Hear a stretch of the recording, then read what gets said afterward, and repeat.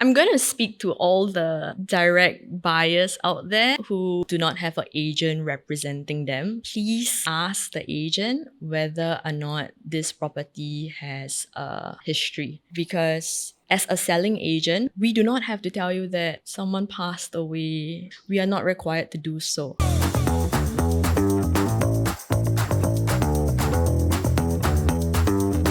Welcome to OpenHaus, where every conversation opens a new perspective. Today, we have Ms. Eleanor Lee, Associate Director at PropNex Realty, Private Limited, in our episode. Right. After navigating through several industries, she discovered her true calling in real estate. Join us as Ms. Eleanor reflects on her experiences, including the challenges she faced in adapting to a fast-paced economy, and provides valuable insights in today's competitive real estate market. Welcome, Eleanor. Thank you so much for joining us today. Now, for starters, maybe you could tell us a little bit about your journey into real estate. So we know that you were a former Singapore Airlines stewardess, and would you like to share a little bit more about that? Once I graduated from, studies and everything, I was super lost. I did not know what to do. And I actually had a chat with my dad. So I told my dad, I don't know whether I should continue engineering. Because prior to that, I was studying engineering, right? And then my dad just told me, you know what? Guys have 2 years NS. Why not you just go SQ for 2 years and see what you find from them? Just take a break, fly around and see what you discover. So I flew. And after the 2-year mark, I told my dad, you know what? I really, really enjoy this job so much. I think I may just continue. And I flew for 5 years plus before I decided to leave Singapore Airlines. And the reason being COVID happened. And I believe that COVID actually took a huge turn in everyone's life. It was really a moment where we had so much time to think on what we wanted to do for our career. At the same time, I was also telling myself, should I have a family in future? Will I be able to continue the relationship and be present in his life as well as my children's life? So that was a pivotal moment for me. Now, what prompted you to choose real estate? After you decided to leave SQ, for example, you were an engineer, right, by training. So what was the motivation to go into real estate specifically? I knew what I like, which is to meet new people. To have relationships with people, get to know them, and in a way it makes me grow as a person also, because when you meet people from all walks of life, you get to hear their stories, how they have achieved certain stuff and what did they do to bring themselves to where they are. But what made me want to really join real estate is because at the point in time I was also thinking about what house to buy, whether BTO is the right way, whether going to private is the right way, whether renting is the right way. So I wanted to be informed myself. Whether or not I'd be a real estate agent later would come after that. Right. Maybe to start off with, what sort of real estate do you deal with? So for myself, I've been dealing more towards residential property. I do both buying and selling. I also do serve landlords and tenants. I see. Could you walk us through some challenges, maybe in your initial years? You've been a realtor for a while now. And what was that initial challenge that you felt you had to overcome and then you'll be okay? So a lot of people would think that the exams is the most challenging bit about real estate. But truth be told, the exam is only the start of the challenges, right? So what happens once you pass the exams? Where are your clients going to come from? Do you have a network that is going to be selling or buying house the moment you pass? Chances are not really. What I did for myself was really going out there to find clients. And part of this includes, marketing yourself so that people know that you are in real estate. Because for the longest time, I was a stewardess. So I understand that at one point, you had to pump in all this money to market yourself, and you had only correct me if I'm wrong, but maybe about $1,000 or so left. Yes. How was that like? Tell us more about that. Okay, so once I passed my exams, the difficult point was finding clients. So I did everything. Anything that you can think of, I did all of it. I did door knocking. I did cold calling of my digital leads. I did flyers, I did mailers, I even did roadshows. It was very, very tough. For months, I've been prospecting on a daily basis, but there was very minimal results. That must have been very disheartening. Very disheartening. It was till the point that I curled up in a ball and I was thinking maybe I should just leave the industry. Real estate is not for me because it's brutal, getting rejections every day, right? Right. How long were you in this situation for from the time you finished? About 6 months, Wow. yeah. I haven't sold anything. I haven't helped anyone to purchase anything. I was just doing rentals, advising friends, loved ones. And all of it came to my account getting depleted day by day. I didn't have much savings when I went into real estate, not knowing full well of the cost that was involved. Then only I realized, print flyer need money. Throw flyer, hire people also need money. Digital marketing also need money. And it wasn't cheap. Okay. So I packed my bag, put the flyer one by one, in each and every door. Sometimes the owners open up, they scold you because they're like, so many of your flyers, we are not interested to sell. And you see that there are a lot of flyers. Yes, from other agents as well. But unfortunately, it is something I have to do to put myself out there. If not, it is do or no money. Yeah. Yeah. So what kept you going? What was your personal belief or mantra, that kept you motivated to go through this? One thing that really motivated me, as cliche as it may seem, is finding the positivity to whatever I'm doing. So you've been in the market for a while and you yourself were looking for a home. What would you say is the general shift in mindset in terms of maybe people a couple of years back and now? So last time was, you date for a while and then you're like, you know what, we're ready to settle down. Let's land the wedding. Let's meet the parents. Let's purchase a house. Now is BTO open up. There is slots to, ballot for BTO. Let's try getting a BTO. Some couples probably work that way. They try out the BTO first and then after that they do the wedding plans. Another reason why sometimes the BTO, maybe during the third year, maybe relationship doesn't work out. And then they have to forgo the BTO. I see. So couples that have lived together for a while, haven't reached a 5-year MOP, and then they would have to forgo their house. Right. So what advice would you have, just to sort of digress a little bit, for anyone looking for a house in today's market? What should we as people look out for?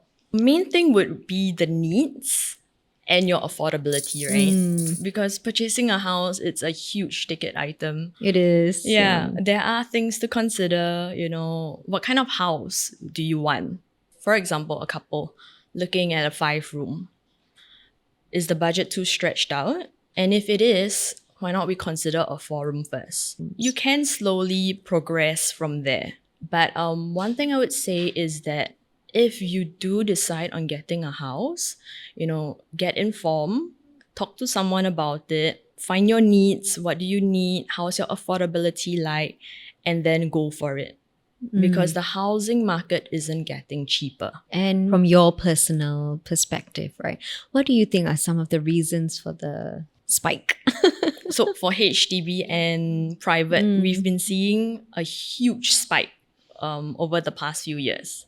Because of the lack of supply that we had, this therefore put the demand towards resale houses. So with the demand high but the supply low, it pushed the housing price up. And even now, right, although government and HDB has actually reintroduced, the supply into the market, they were saying that, from 2021 up to 2025, there will be 100,000 BTO units coming on into the market.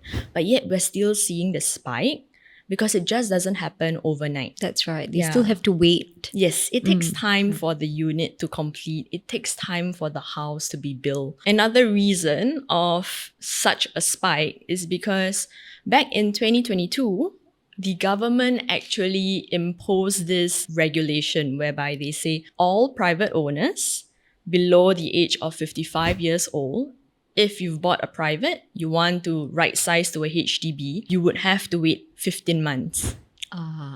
at the start of this year was when the 15-month wait ended. So you have like a group of private buyers which cashed out on their house. I don't care whether the HDB got cash over valuation or not. I have the cash to pay. I see. So apart from COVID-19, apart from, the lack of supply we had, then now the 15-month wait out period is done.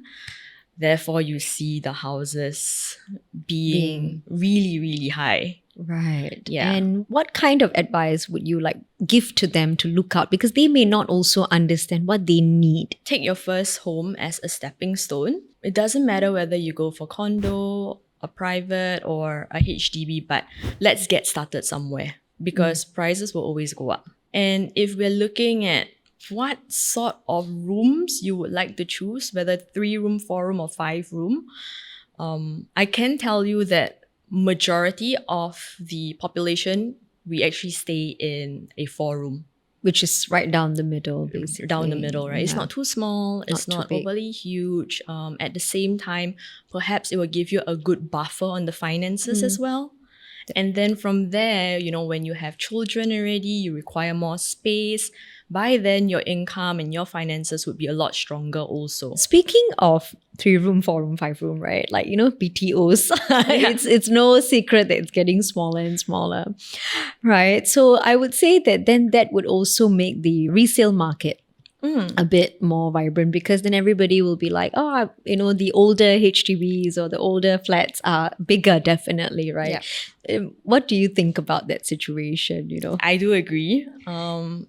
Before I joined real estate and had a full understanding and picture, I was very upset because back then, my parents bought a 5-room and the size was huge. But we also have to really think that it is also due to the lifestyle of Singaporeans as well. If we're looking at our grandparents' generation as well as our parents' generation, we used to have much bigger families living together. We have 3 generations, grandparents, parents, and kids living under the same roof. Huge family. Consider now we are in an age whereby couples are only getting one or two. Two or maybe none. Yeah, or none. Yeah. Which is why the size of HDB has also reduced. Right. I see. That's such an interesting perspective, because we don't think of it in that way. Like back then, I think you had a family of 8, family of 9, maybe even 10, all living in one apartment. So if you really think about it, even then it may not have been enough because it's a larger family. Yes. Right? It's a larger family, multi-generational family living in one home. So it's just that right now, they have made it suitable for today's society. Yes. Now, coming back to young couples, first-time buyers and all that, do you think it's better for them to do a rental or buy a house? So it really depends on an individual. Let's say you sold off your property already and you're waiting on key collection of another property. Most probably would have to find a temporary residence during that period. Like a transitional home. Yeah, and therefore, this would be one of the better scenarios that I can think of that you are renting a property. Take myself and my husband for an example. So we are both, agents. He's in finance, I'm in property, and therefore we require that space. So currently we're waiting for a BTO, which will be ready next year. Finally. But during this transitional period, our jobs, we do not necessarily have to go into office. We meet clients outside more often, and therefore we would like our own space to work in as well. So to have our own space would be to rent somewhere because right, my family is huge. My dad has 5 children, including me. And along with my parents, that is 7 people in the house. I need my privacy. And to do my work, reconnect with my clients and call and talk to my clients. So this is one of the scenarios that I would feel that perhaps renting would be a lot better. So you also help them to kind of understand and assess their lifestyle and their needs, because the choice of doing a rental or the choice of purchasing a home, it really depends on their work and, you know, what kind of lifestyle they have, Yes. whether they have kids and a pet Yeah. and things like that, right? Yeah. So you really do sit down with them and give them like an assessment, like, okay, what are your life needs? Yes. And life goals. You would definitely have to do that with your clients because it's not a one-size-fit-all kind of thing. That's great. So now, the next question is, okay, in your personal experience and opinion, right, this is like a bit of a, you know, we all are curious to know what areas in Singapore do Singaporeans do like to buy in? Like the more hot areas.